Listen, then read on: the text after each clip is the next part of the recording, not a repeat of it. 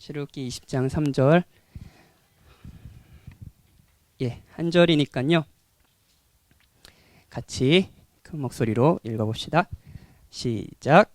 너는 나 외에는 다른 신들을 내게 두지 말라. 아멘. 너는 나 외에는 다른 신들을 내게 두지 말라. 아멘. 예, 이제 1계명, 이제 본격적으로 10계명에 대해서 하나씩 여러분과 살펴보려고 합니다.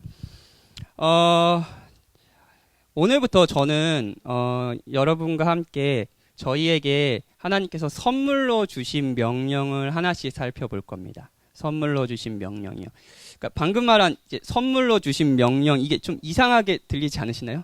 선물, 명령, 이 어울리지 않는 개념 아닌가요? 명령이 어떻게 선물일 수 있어? 뭐 이렇게 생각하시는 분도 계실지 모르겠어요. 뭐 여러분의 직장 상사가 여러분에게 뭐 명령을 한다, 뭐 어떤 업무를 지시한다. 그러면 그게 선물같이 느껴지십니까? 아니죠. 뭐 제가 여러분들에게 명령을 하면 여러분은 그 명령이 선물같이 느껴지시나요? 오예배 나오세요 이러면 아니죠. 다 그런 어떤 부담감들이 있으실 거예요. 선물, 명령, 이게 사실은 좀 어울리지 않는 개념일 수 있습니다. 그런데 어떤 명령은 누가 어떤 명령을 하느냐에 따라서 선물의 성격을 갖고 있는 명령도 있어요. 제가 요즘에 그 탁구를 굉장히 이제 심취해 있거든요. 탁구 잘 못 칩니다. 탁린이에요. 탁린이 뭔지 아세요? 예, 탁구 못 치는 어린이에서 이제 탁린인데, 예, 그래서 막 이제 탁구를 엄청 좋아해요. 제가 이제 막 이렇게 목회하고 막 신방하고 성경 공부 이제 하고 뭐 이렇게 하다가 이제 좀 피곤하면은 항상 저 기계나 아니면 이렇게 혼자 치고 있거든요. 근데 공교롭게 지난주 한 주 동안 그 청년이 올 때마다 제가 탁구를 치고 있는 거예요. 그래서 이제 얘가 이제 목사님, 탁구 치러 교회 오셨어요? 막 이렇게 얘기하더라고요. 그래가지고 이렇게 되게 창피했어요. 근데 어제 이제 탁구를 안 치고 어제는 되게 바쁜 날이었거든요. 결혼식도 있고 결혼식에서 기도를 했거든요. 제가 결혼식에서 기도를 하고 이렇게 딱 내려오니까 그 청년이 목사님이셨어요? 탁구 선수인 줄 알았는데 그러더라고요. 예. 그러니까 그만큼 이제 제가 탁구를 굉장히 좋아하고 있어요. 예, 뭐 그런 거요. 탁구를 좋아하는데 유남규 선수가 저에게 명령을 하신다고 생각해 봅시다. 유남규는 다들 이제 여러분 다 아시죠? 80년대 우리 한국의 탁구계를 이끌던 지금 뭐 감독하시나 모르겠는데 되게 유명하신 분이시잖아요. 근데 그 유남규 탁구 선수가 저에게 뭐 하루에 뭐 1시간씩 이렇게 코칭을 해주시면서 야 드라이브를 칠 때는 뭐 어떻게 자세를 막 명령하는 거예요. 이렇게 쳐, 막 손을 어떻게 해 이렇게 명령하는 거예요. 그럼 저는 그 명령을 들으면서 쥐가 뭔데 명령을 해 이렇게 생각하지 않을 거 아니에요. 그 명령 자체를 굉장히 선물같이 여기지 않겠습니까? 예, 마찬가지예요. 여러분은 누구에게 명령을 듣느냐에 따라서 그 명령이 선물의 성격을 갖고 있는 명령들이 있어요. 뭐 유남규가 명령한다고 기분 나빠하지 않을 거예요. 아니에요. 하나님이 그리스도 안에서 여러분들을 구원하셨습니다. 정말이에요? 하나님은 여러분의 삶에 아주 관심이 많으십니다. 진짜요. 진짜 관심이 많으세요. 그래서 여러분이 행복할 수 있는 방법, 어떻게 살아야 되는지 알려주시기를 원하세요. 하나님이 여러분에게 명령하세요. 그러면 이건 굉장히 선물과 같은, 그리고 복과 같은 개념 아닌가요? 맞아요. 10계명을 듣는 시간은 그런 시간입니다. 오늘 그 명령을 듣는 건 사실 선물과 같은 시간인 거죠. 제가 이렇게 시작을 했는데 선물과 같았으면 정말 좋겠네요.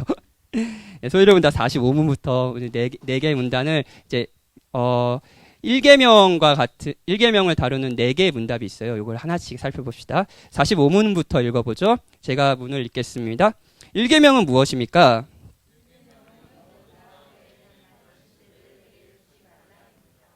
예.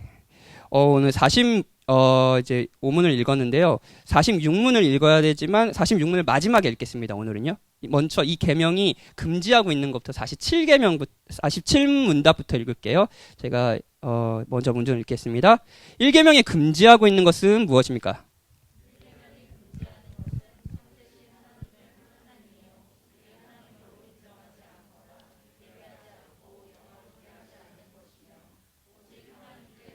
예배와 영광을 다른 것에서 돌리는 것입니다. 예.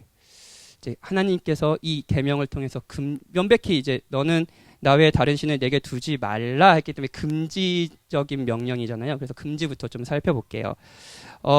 이제 하지 말라는 명령인데 이거를 하라는 명령으로 좀 바꿔볼게요.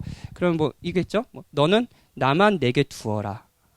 다른 말로 하면은 조금 더 우리 표현으로 하면 너는 나만 예배해라. 너는 나만 섬겨라. 이런 게 1계명이겠죠? 그런데 이 명령에 깔려있는 전제가 있습니다. 뭐냐면요. 인간이 하나님이 아니더라도 무언가를 예배한다라는 거예요. 인간이 무언가에 대한 소망과 바람을 가지고요. 그것을 매일 숭배한다는 겁니다. 그러니까 하나님께서 너는 나를 섬겨라, 나를 섬겨라 정도로 얘기하지 않고 나 외에 다른 신을 내게 두지 말라라고 얘기하신 거예요. 기본적으로 인간이 하나님 외에 다른 것을 예배하고 갈망하는 존재이기 때문에요. 성경 전체는 삼위 하나님의 관계를 사랑이라는 단어로 표현합니다. 그렇죠? 그렇죠?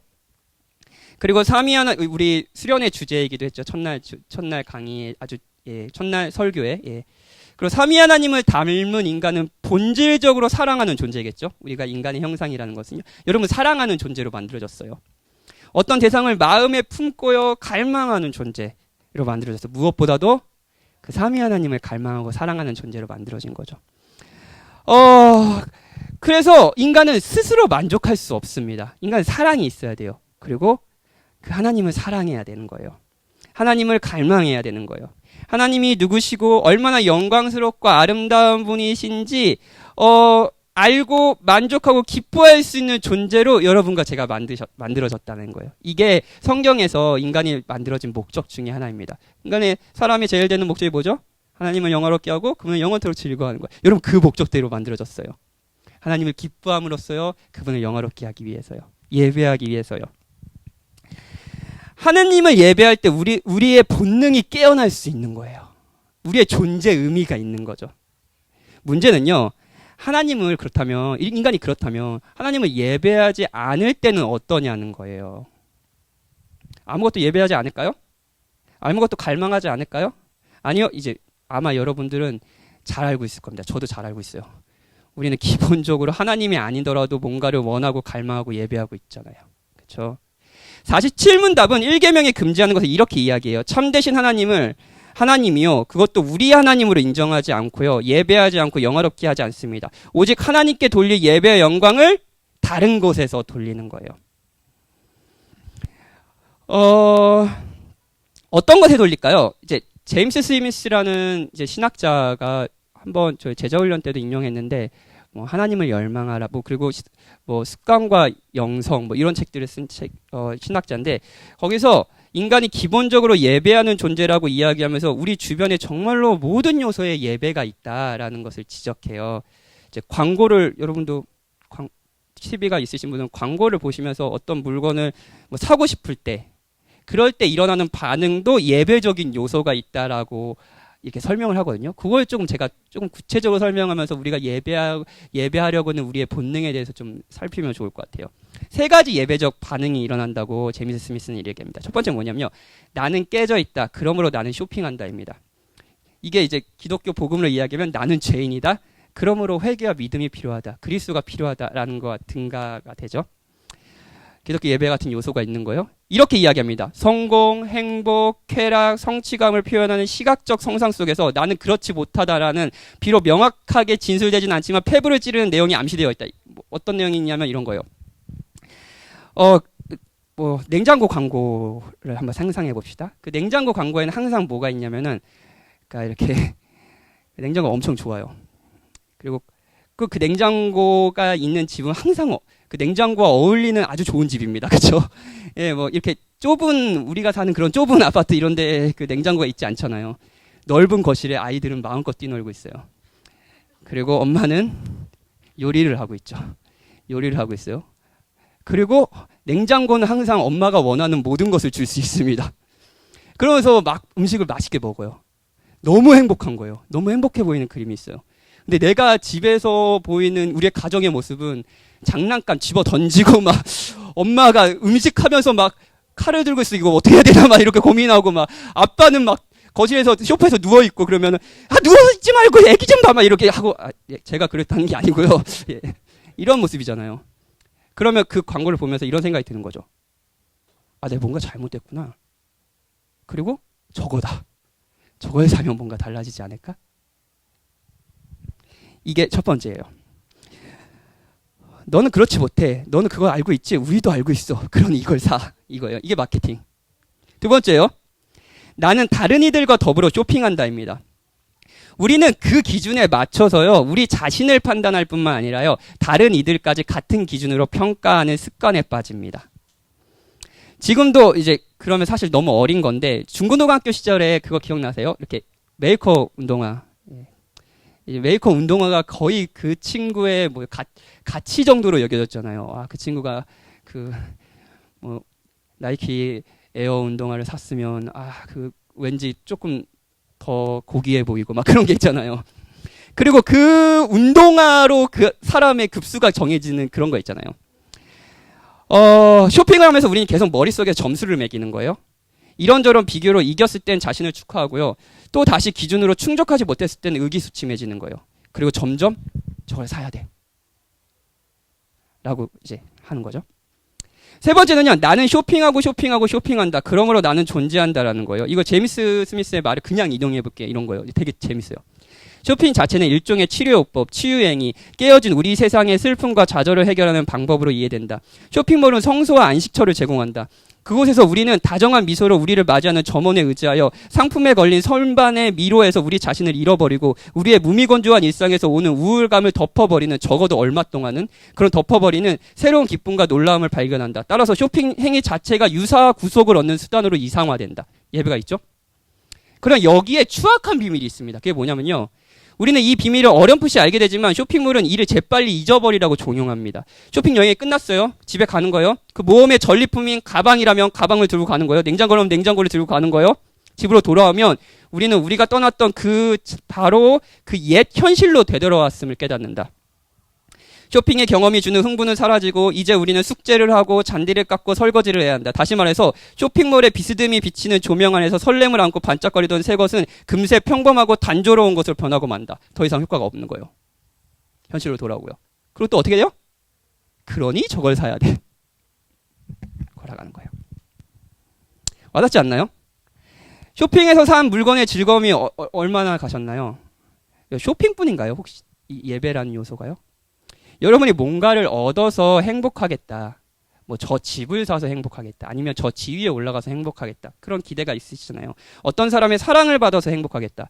여러분 다 결혼을 하시기 전에 그런 기대감들이 있으셨죠. 이 사람의 사랑을 받으면, 이 사람의 남편으로서의 사랑, 이 사람의 아내로서의 사랑을 받으면 내 인생이 좀 달라질 거다. 달라졌나요?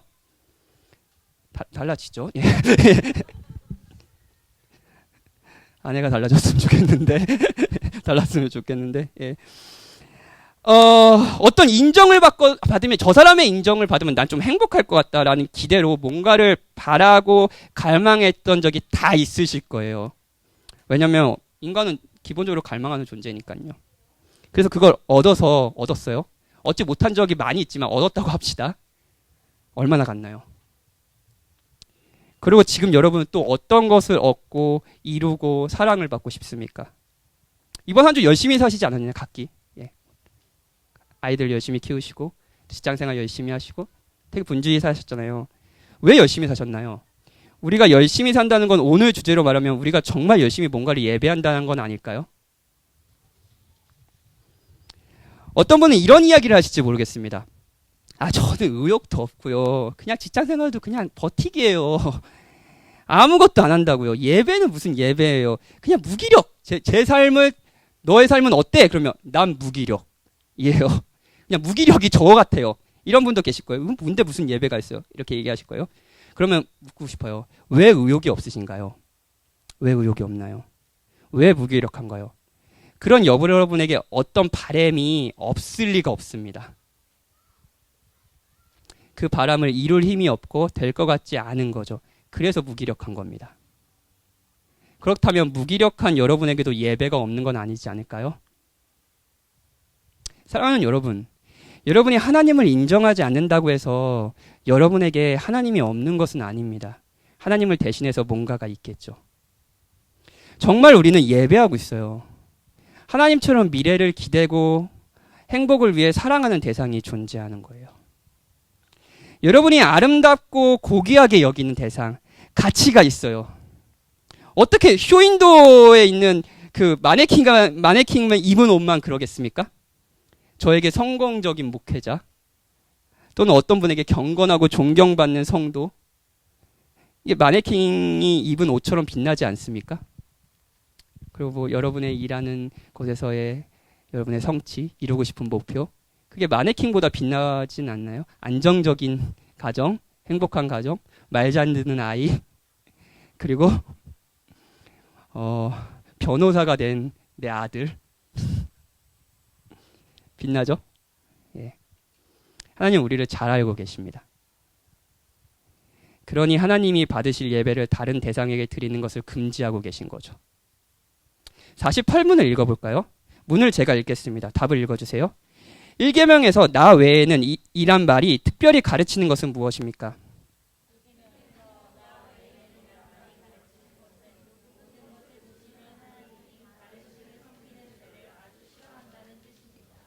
예. 하나님은 모든 것을 보십니다. 열왕기상 18장에 보면 엘리야와 바알 선지자가 갈멜산에서 아세라 선지자들과 바알 선지자들이 이제 갈멜산이라는 곳에서 대결을 펼쳐요. 그러니까 제단에 불이 막 너희들이 먼저 기도해봐. 그래서 막 기도하고 이제 제단에 불이 떨어지게 하시는 신이 진짜 신이다. 뭐 이런 대결이었잖아요. 그럼 막 이제 바알 선지자들은 미친 듯이 떠들며 막 칼과 창으로 자기 몸을 훼손하면서 막 바알을 막 찾았어요. 그래도 이제 별 반응이 없는 거예요. 아무 일도 일어나지 않는 거예요. 그러니까 엘리야는 약간 비웃으면서 이런 말을 합니다. 이 말을 한번 들어보세요. 정오에 이르러는 엘리야가 그들을 조롱하여 이르되 큰 소리로 부르라. 그는 신인즉 묵상하고 있는지, 혹은 그가 잠깐 나갔는지, 혹은 그가 길을 잃었는지, 혹은 그가 잠이 들어서 깨워야 할 것인지라고 하매. 그러니까 이런 거.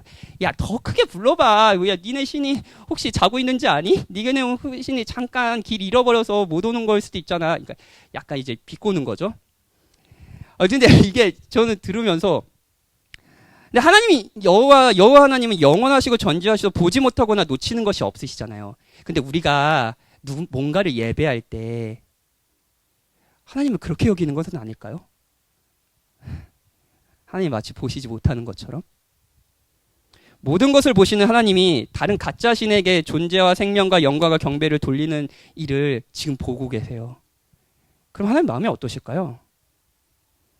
하나님은 이런 마음이 아니실까요? 지나가는 여인을 보면서 남편인데 계속 음란의 마음을 품는 거예요. 남편이요.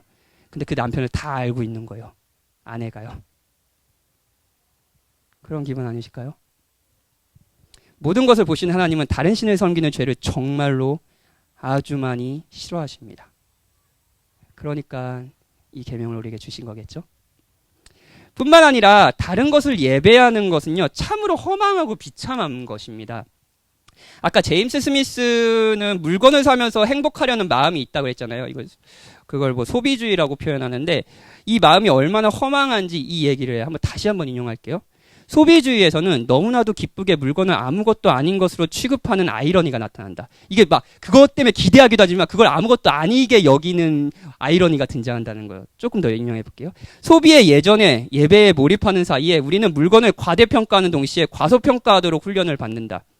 우리는 물건을 과도하게 큰 소망을 거는 사랑과 욕망의 대상으로 취급하고 여기에 의미와 중요성을 부여하는 동시에 그것을 쉽게 버리는 것으로 취급하도록 훈련을 받는다. 왜냐면 또 사야 되니까요. 진짜 와닿는 표현이었어요. 자, 여러분이 어떤 회사에서 어떤 지위를 얻고자 열심히 살아요. 자, 진급, 좋아, 저거 해야 돼. 그래서 막 열심히 살아요. 그 지위는 과도하게 큰 소망을 거는 사랑과 욕망의 대상이 되겠죠. 그쵸? 과대평가예요. 그쵸? 그런데 그걸 얻었어요. 자, 그 지위를 마침내 얻었습니다. 열심히 일해가지고요. 얻었어요. 그럼 끝날까요? 와, 만족스러워. 아, 행복해. 끝이에요? 아니요. 제 경험상 끝나지 않습니다. 더 올라가고 싶어 하지 않을까요? 그렇게 해서 얻은 지위를요. 자, 그렇게 해서 지위를 뭐로 얻었다고 할까요? 뭐가 제일 높아요? 차장이란 지위를 얻었다고 할까요? 차장의 지위를 얻었어요. 근데 그 지위가 그렇게 얻고 싶은 거였잖아요. 진짜 얻어보니까 그걸 또 가볍게 여기고 버릴 수 있어야지 또 더 올라가고 싶을 거 아니에요. 더 올라가는 거예요. 자, 제가 여기 다행히 앉아 계시는데 정혜윤 형님을 굉장히 좋아합니다. 자기 얘기하는 거 굉장히 싫어해서 일부러 얘기하는 거예요. 여러분. 예, 진짜예요. 혜영 형님의 인정을 제가 너무 갈구하는 거예요. 혜영 형님이 나를 어떻게 생각할까 막 이런 생각을 해요. 막 하는 거예요. 그래서 제가 막 혜영 형님 사랑합니다. 막 얘기해요. 근데 혜영 형님의 인정이 과도하게 큰 소망을 거둔 사랑과 욕망의 대상이 되죠. 과대평가하는 거예요. 아무것도 아닌데. 그래서 혜영 형님이 인정을 하셨다고 합시다. 저를요. 목사님, 저 인생에서 목사님을 만난 게 최고의 복입니다. 막 이런데 사랑합니다. 아멘. 자, 그럼 끝날까요? 듣고 싶었잖아요. 끝날까요? 아니요. 얻기 전까지는 그 인정이 정말 커 보이다가요, 얻으면 작아 보여요. 그리고 또다시 다른 이의 인정을 바라죠. 제가 만약에 설교 시간에 그러니까 은유적 빵빵 터지는 거예요. 그걸 진짜 원하거든요. 막 눈물로 회심하고 진짜 원해요. 근데 그런 일이 일어나죠. 근데 만약에 단순히 제가 좋은 설교자로서 그런 반응을 하면서 저의 목회적인 가치가 인정받는 것으로 그걸 추앙하고 있다면 그 일들이 일어날 수 있잖아요. 근데 그 일이 일어나면은 그 경험은 저를 만족시키지 못하고 더 작게 보일 겁니다. 더 많은 사람, 더 많은 영향력, 더 천사같이 무오한 설교자. 얻기 전까지는 그 인정이 정말 커 보이다가 얻으면 참 작아지는 거예요. 그리고 또다시 다른 이의 인정을 바라는 거죠. 허망하지 않나요? 비참하지 않나요? 여러분이 뭔가를 하나님 대신에 예배하고 있다면 지금 여러분은 방금 말한 이 다람쥐 쳇바퀴 안에서 계속 돌고 계신 겁니다. 여러분 만족스럽지 못할 거예요. 하나님은 여러분이 그리고 제가 그렇게 살지 정말 원하지 않으세요. 그래서 오늘도 여러분에게 나 외에 다른 신을 내게 두지 말라고 하시는 거겠죠? 이 명령은 선물입니다. 그리고 사랑입니다. 마지막으로 46문을 통해 1계명이 요구하는 것을 살피죠. 제가 문을 읽겠습니다. 1계명이 요구하는 것은 무엇입니까?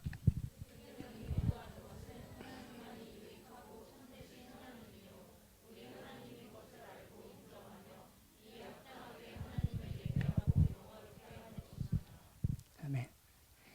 하나님이 요구하시는 건요, 다른 것이 아니라요, 하나님이 유익하고 참되신 하나님이라는 걸 인정하는 겁니다.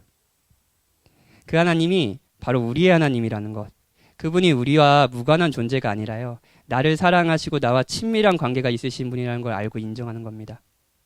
오늘 오전 설교회를 인용하면은 그냥 하나님이 예수 그리스도가 그리고 성령 하나님께서 우리의 변호사다, 그것도 그냥 변호사가 우리를 사랑하시고 하는 변호사다라는 사실 자체가요, 그냥 어떤 명제로 남아있을 수 있잖아요. 관념적으로 남아있을 수 있잖아요. 근데 그게 정말 우리의 일이라고 여기게 되는 거예요. 정말로 성령 하나님께서 지금도 나의 마음 안에 그리스도를 대언하셔서 그리스도의 영광을 보여주시고 그리스도의 사랑을 의미 있게 여기게 하시고 우리의 마음을 하나님께로, 그리스도께로 이끄시며 그리스도를 통해서 하나님의 영광을 보여주신다라는 것들을 경험하는 거예요. 진짜 우리 하나님이라는 걸 누리는 거죠. 그리고 합당한 반응을 보이는 거예요. 다른 것을 예배하는 것이 아니라요, 그런 허망하고 비참한 예배가 아니라요, 하나님을 예배하고 영화롭게 하는 겁니다. 소유리 문답 1문 1답, 모든 소유리 문답을 지배하고 있는 질문, 사람의 제일 되는 목적이 무엇인가요? 하나님을 영화롭게 하고 그분을 영원토록 즐거워하는 삶을 사는 겁니다. 예배로 모인 시간마다 하나님의 아름다움을 보고요, 우리 하나님은 정말 위대해, 그분이 보내신 아들 그리스도께서 하신 일을 보자, 내가 가진 모든 문제가 이분 안에서 해결될 거야, 그리스도가 하신 일이 내가 내일 직장생활에서 사람들을 어떻게 대해야 되는지, 나를 힘들게 하는 사람에 대해서 어떤 마음을 품어야 되는지, 내가 지금 현재 미래가 너무 막막하고 어떻게 살아야 할지 모르는데 그리스도가 나에게 하신 이 복음의 소식이 나에게 어떤 소망을 주는지 듣는 거예요. 내가 가진 모든 문제가 이분 안에서 해결될 거야. 아니, 해결되지 않아도 좋아. 그분이 내게 모든 만족이라고, 나의 모든 만족이라고 라고 고백하게 되는 겁니다. 성경 가득히 적혀 있는 대로 하나님이 나의 큰 상급, 나의 기업, 나의 분깃이라고 고백하는 거예요. 그분의 이름의 영광 앞에 심취하고요, 그분의 자비에 기대며 우리의 미래와 소망을 그분의 약속에 두는 겁니다. 이것이 1계명이 명령하신 일이에요. 다른 것이 아니라 하나님을 예배하는 거죠. 그런데 여러분, 우리는 하나님은 저와 여러분은 하나님 예배하지 않잖아요. 이번 한 주도 하나님보다 하나님 주신 선물을 더 좋아하지 않으셨습니까? 하나님이 선물을 주시는 분일 때도 필요하지만, 하나님이 선물을 주신 분이라고 할 때는 필요하지만, 그렇지 않을 때는 그다지. 기도라는 것이 내 필요를 위해서 그분을 설득해야 되는 시간이라고 생각할 때는 하지만, 그분을 누리고 기뻐하고 교제하는 시간이라고 생각하면 하지 않잖아요. 하나님을 예배하지 않고 있다가 맞는 말인지, 하나님을 예배하지 못했다라는 것이 맞는 말인지, 하나님을 예배할 수 없다라는 것이 맞는 말인지 도저히 우리 마음을 표현할 수 없을 그런 상태 아니십니까? 하나님이 아름답게 느껴지지 않는 거예요. 모든 능력과 존귀와 영광 받으소서 찬양뿐. 하나님이 우리의 인생에서 중요하게 생각되지 않는 거예요. 그런 의미에서 우리는 한편으로 하나님을 예배할 수 없는 존재가 되어버린 것 같다는 생각을 든 적이 있으신가요? 사랑하는 여러분, 그런데 그런 우리를 위해서 하나님께서 하신 일이 있습니다. 자기 아들을 보내주신 거예요. 그 아들은 정말로 우리의 대표가 되셨습니다. 완전한 하나님이신 성자 하나님은요, 동시에 우리와 같은 완전한 인간이셨어요. 그리고 그분은 우리와는 다르게 완전히 다른 삶을 사셨어요. 그분 곁에도 사실은 예배가 깔려 있었어요. 그리고 하나님 외에 다른 것을 예배하는 사람들도 깔려 있었습니다. 예를 들면 바리새인은 하나님을 예배한다고 하며 자기의 경건과 자기 의를 예배하고 있었습니다. 세리는요, 탐욕적으로 모든 소유를 예배하고 있었습니다. 사마리아 여인과 가늠한 여인은요, 남자의 헌신적인 사랑을 예배하고 있었습니다. 제자들은요, 예수님과 함께 올 부강한 하나님의 나라에서 얻을 지위를 예배하고 있었습니다. 우리와 같이요, 예수님 주위에는 하나님을 예배하지 않는 사람들로 가득 찼습니다. 저도 여러분도. 그런데 성자 하나님은 다르셨습니다. 성자 하나님은 하나님을 끝까지 예배하셨죠. 하나님을 갈망하셨죠. 십자가를 지는 그 순간까지요. 그리고 하나님을 예배하지 못해서 우리가 받아야 될 심판을 그분이 받으시고요, 하나님만을 예배하신 이 의로움을 이번 한 주도 실패한 여러분과 저의 의로움으로 여겨주시겠다고 말씀하십니다. 우리 항상 예배에 실패하지 않나요? 근데 그리스도가 드리신 그 예배를 우리의 예배로 받아주신다고 말씀하세요. 사랑하는 여러분, 그리스도께서 우리를 이렇게 사랑하신 이유가 뭔지 아세요? 에베소서 1장 5절부터 6절에서는 이렇게 얘기해요. 제가 읽어드릴게요. 그 기쁘신 뜻대로 우리를 예정하사 예수 그리스도로 말미암아 자기의 아들들이 되게 하셨으니 구원하셨다는 거죠. 왜 구원하셨죠? 이는 그가 사랑하는 자 안에서 우리에게 거저 주시는 바 그의 은혜의 영광을 찬송하게 하려는 것이라. 뭐예요? 그리스도께서 우리를 사랑해 주시고, 그리스도께서 우리의 죄가 되어 십자가에 죽으시고, 그리스도께서 우리의 의로움이 되시고, 우리를 하나님의 자녀가 되는 권세를 주신, 지위를 주신 이유가 뭔가요? 뭐예요? 예배예요. 하나님을 예배하는 거예요. 그리스도를 볼 때 우리는 하나님이 어떤 분이신지 알게 됩니다. 그리고 다른 예배를 다 제쳐놓고요, 하나님께 달려가는 거죠. 그리스도가 여러분이 정말로 다른 예배를 제쳐놓고 하나님을 예배하시기 위해서 우리와 같은 인간이 되셨습니다. 우리를 하나님이 예배하지 않는 그 삶에서 구원하셨습니다. 이게 여러분이 받은 가장 영광스러운 선물이에요. 그리고 하나님이 얘기하시죠. 이제는 나 외에 다른 신을 내게 두지 말아라. 이제는 나를 예배해라. 그러니 이 명령도 선물이죠. 만약 여러분이 하나님을 지금 상태가 하나님을 기뻐하지 않거나 여러분의 마음이 뛰지 않는 상태에 있는 분도 계실 거예요. 굉장히 침체기, 복음이 의미 있게 들리지 않고 막 오늘 들어도 또 1계명 설교 4번째 같은 내용 막 이렇게 생각 드시는 분도 계실 거예요. 하나님을 예배하고 사랑하는 것이 신앙의 본질이라면, 그리고 사람의 제일 되는 목적이라면, 나는 그렇지 않은데? 그렇다면 난 신앙이 없는 건가? 난 지금 뭐 하고 있는 거지? 라는 고민이 생기는 분이 계실지 모르겠습니다. 그런 분들을 위해서 마지막으로 권면해 드리고 싶습니다. 사랑하는 여러분, 하나님이 기쁘게 느껴지지 않을 때도, 하나님이 크고 존귀하게 보이지 않을 때도 계속 그분을 갈망하는 것, 그분께 매달려 보려고 하는 것, 그래도 계속 하나님을 찾는 것, 원망이 들 때도 하나님께 찾아가서 이야기하고 마음을 쏟아내는 것, 이 모든 것도 예배입니다. 예배예요. 그러니 하나님이 기쁘게 느껴지지 않을 때도 이런 예배를 계속 드리십시오. 계속 찾는 거예요. 갈망하는 거예요.